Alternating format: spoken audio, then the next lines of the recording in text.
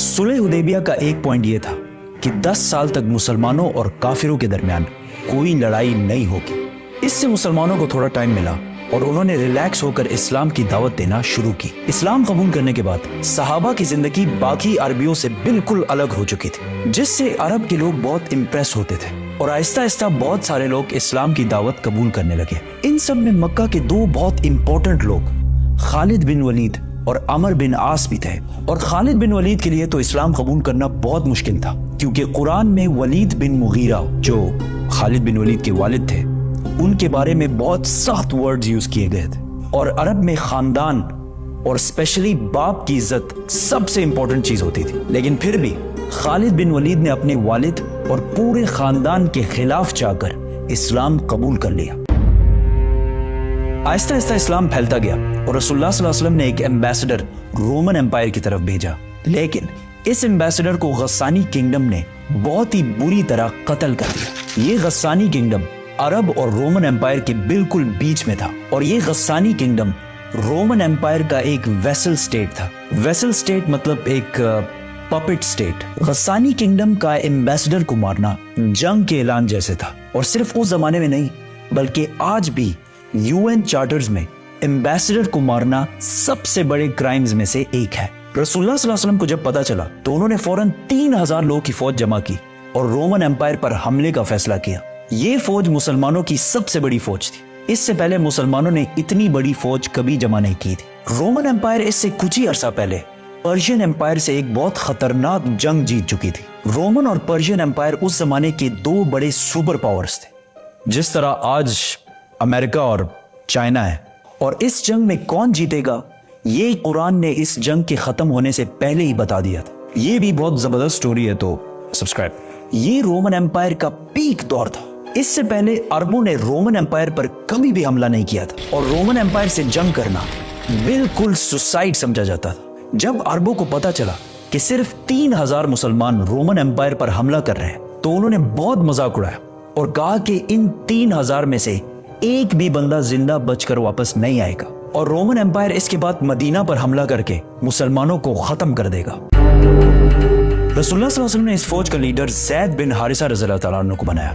इस्लाम से पहले ज़ैद बिन हारिसा को रसूलुल्लाह सल्लल्लाहु अलैहि वसल्लम का बेटा माना जाता था और बाकी फौज को बताया कि अगर ज़ैद बिन हारिसा शहीद हो जाए तो तुम्हारा नेक्स्ट लीडर जाफर बिन अबी तालिब होगा, जो हजरत अली रज़ियल्लाहु तआला अन्हु के भाई थे। और अगर जाफर भी शहीद हो जाए तो तुम्हारा लीडर अब्दुल्ला बिन रवाहा होगा। और इन्हें कहा उस जगह पर जाओ जहां इन्होंने हमारे एम्बेसडर को शहीद किया था और इन्हें इस्लाम की दावत दो। अगर ये लोग इस्लाम कबूल ना करें, सिर्फ और सिर्फ तब इनसे लड़ाई करना। और हाँ, किसी बच्चे, बूढ़े या औरत को अंडर एनी सर्कमस्टांसेस नुकसान नहीं पहुंचाना और दरख्तों को भी नहीं काटना।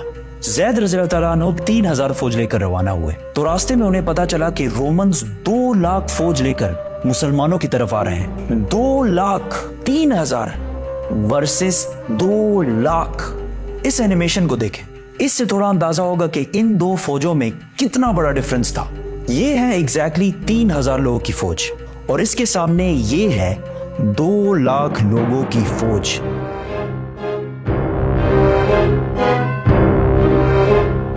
अब कुछ वेस्टर्न हिस्टोरियंस कहते हैं कि ये 2 लाख नहीं बल्कि इससे कम थे, लेकिन सब ये बात मानते हैं कि रोमन्स मुसलमानों से बहुत ज्यादा थे।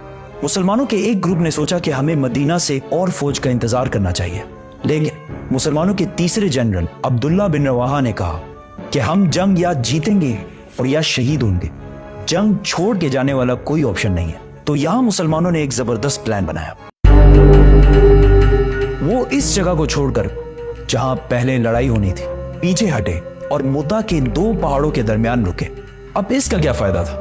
फायदा ये था कि अगर ये 2 पहाड़ ना होते और मुसलमान 2 लाख रोमन्स पर हमला करते तो रोमन्स मुसलमानों को चारों तरफ से घेर कर खत्म कर सकते थे। लेकिन इन 2 पहाड़ों की वजह से रोमन फौज ज्यादा स्ट्रेच नहीं हो सकती थी, तो लड़ाई में इनके ज्यादा नंबर्स होने का इतना फायदा ना होता। दोनों फौजों ने हमला किया और लड़ाई शुरू हुई। ज़ैद बिन हारिसा ने मुसलमानों की फौज का झंडा उठाया और बहुत फियर्स लड़ाई की, लेकिन वो शहीद हो गए।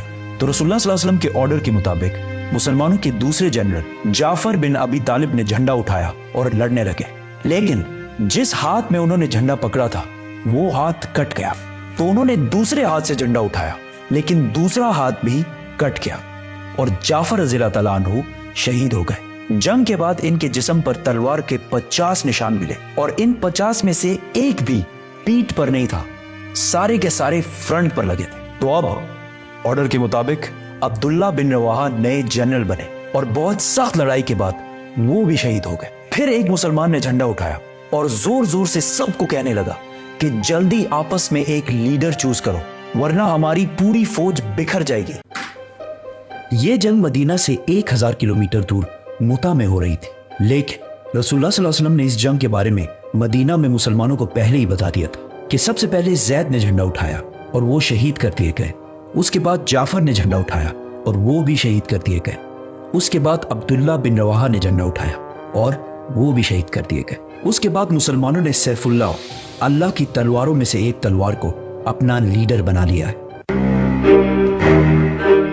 इस फौज में अब तक खालिद बिन वलीद एक आम सिपाही की तरह लड़ रहे थे और लड़ते लड़ते 9 तलवारें तोड़ चुके थे और ये मुसलमानों की तरफ से उनकी पहली जंग थी। तो सारों ने unanimously without any doubt Khalid bin Walid को जंग के दरमियान ही अपना लीडर और जनरल बनाया।